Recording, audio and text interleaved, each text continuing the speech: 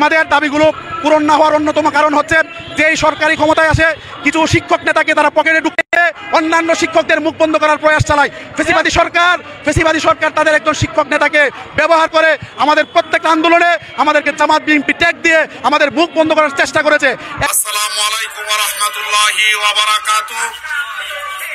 এমপিওভুক্ত শিক্ষক কর্মচারী বৃন্দ, আপনারা জানেন এমপিওভুক্ত শিক্ষা জাতীয়করণের দাবিতে এমপিওভুক্ত শিক্ষকদেরকে শতভাগ উৎসব ভাতা, বাড়ি ভাড়া এবং মেডিকেল ভাতা প্রদানের দাবিতে এমপিওভুক্ত শিক্ষা জাতীয়করণ প্রত্যাশী জোটের ব্যানারে 12 ফেব্রুয়ারি থেকে আমরা এই জাতীয় প্রেস ক্লাবে অবস্থান নিয়েছি।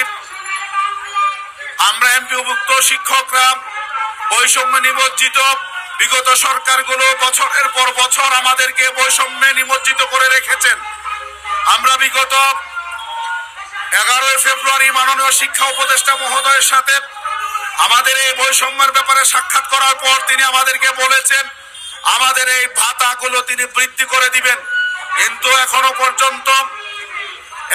পর্যন্ত সরকারের পক্ষ থেকে কোনো প্রতিনিধি এসে অথবা শিক্ষা উপদেষ্টা মহোদয় এসে আমাদের এই যে বৃদ্ধির বিষয়টি শিক্ষক কর্মচারীদের সামনে এখনো ঘোষণা করিনি। এই জন্য আমরা জাতীয় প্রেস ক্লাবের সামনে আমরা অবস্থান করছি। আমরা ইতিমধ্যে ঘোষণা দিয়েছি সরকারের পক্ষ থেকে যতক্ষণ পর্যন্ত এমপিওভুক্ত শিক্ষকদের জন্য আসন্ন ঈদুল ফিতর থেকে শতভাগ উৎসব ভাতার প্রজ্ঞাপন জারি না করা হবে ততক্ষণ পর্যন্ত এমপিওভুক্ত শিক্ষার জাতীয়করণ প্রত্যাশী জোটের ব্যানারে বাংলাদেশের স্কুল কলেজ মাদ্রাসার কারিগরি শিক্ষকরা এই জাতীয় প্রেস ক্লাবে অবস্থান করতে থাকবে ইনশাআল্লাহ।